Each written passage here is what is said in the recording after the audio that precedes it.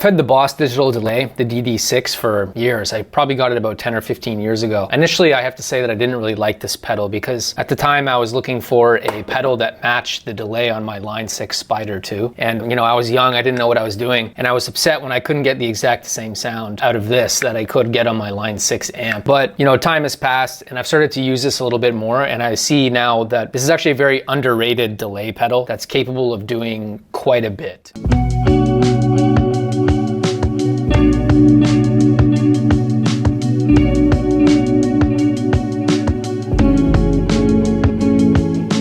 So we're just going to start off with the simple stuff first. If you don't have a Boss pedal, you never used one before, you can take out the battery and replace the battery. Just by undoing that thumb screw like that, you put it in right here. It takes a few seconds to do that. Just a 9-volt battery like usual. It has a current draw of 55 milliamperes, which, like I've shown you in other videos, any 9-volt port on the ISO brick will work just fine, as long as you stick to 9 volts. And pretty much any 9-volt power adapter that you'll get will be above 55 milliamperes, so it should be totally fine. So what about where you want to put this in your signal chain? I'm going to show you where I put it right now. So like usual, I got my amp over here with the cable coming down, and here's my board. So this is the first pedal from the amp, the noise gate. So down into the noise gate, reverb, chorus, EQ, drive, I got a compressor, and then I have a tuner, and then my envelope filter, and then there's my guitar. So the envelope filter is first in the chain. Now, this is where I would put the Boss digital delay. So it would be in the effects loop. Then I have an analog delay, the MXR carbon copy, and then I have a looper pedal, and then I have a volume attenuator from JHS. So for me, I prefer to put modulation and time-based stuff in the effects loop, but let's say you don't have an effects loop. In that case, it's best to just put it somewhere near the end. Usually before the reverb, although you could probably switch it up and try something different if you wanted. These aren't rules, they're just common ways of doing it. So what about the controls on this? There's quite a bit here. So you have your effect level. That's basically the level of the delay sound, the effect level right here.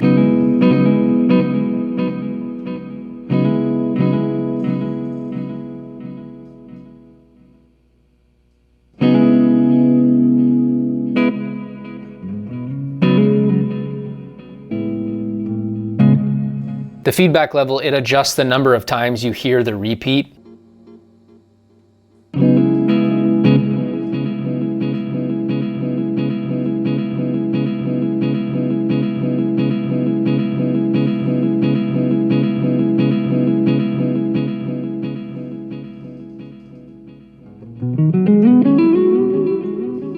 And then the delay time, that's like a more fine adjustment of the actual delay time.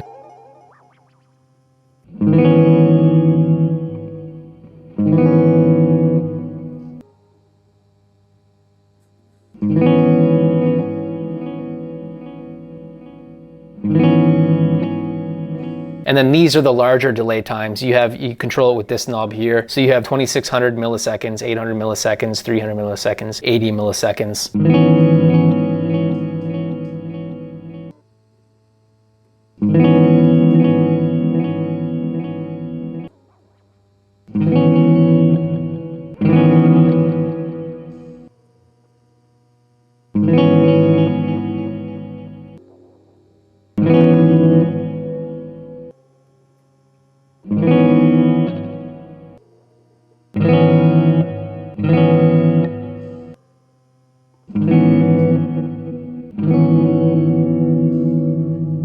So that translates to a quarter note, that's a quarter note, and then a dotted eighth note, and then an eighth note, and then a triplet. I believe it's a triplet. Additionally, you have more controls on it too, right? You have the reverse function on this, which is pretty cool.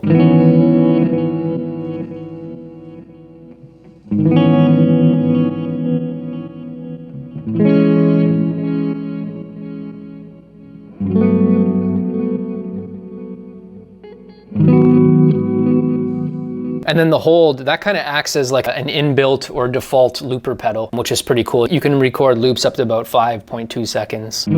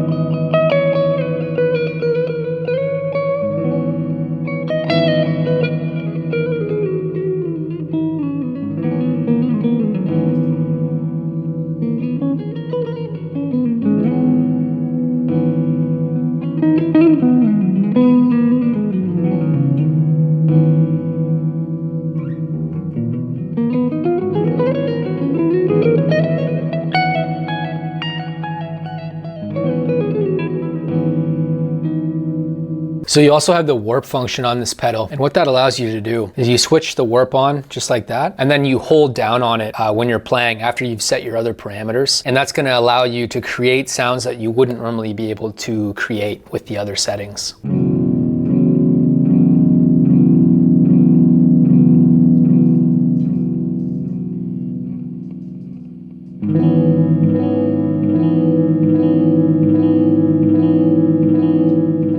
You have your mono inputs and outputs on this as well. You have your stereo inputs and outputs as well, in case you wanted to connect to, more than one system. And there's also a port for connecting another kind of MIDI instrument, like an electric piano, for instance. Another really useful feature on this pedal is actually the tap tempo function. So you can tap in the tempo, which is something that I never knew until I actually looked at the manual. And you do that by switching one of the 4 numerical modes on top. It can't be the other 3, it's got to be one of the 4. So you click on one of these, then you hold it down for 2 seconds. It'll change color, and then you can tap in the tempo according to the tempo of your song. This is a very useful feature that I used for this song that I put in this video. So what you do is you set your setting like this, doesn't matter which one, and you hold it for 2 seconds, and then you can set the tempo.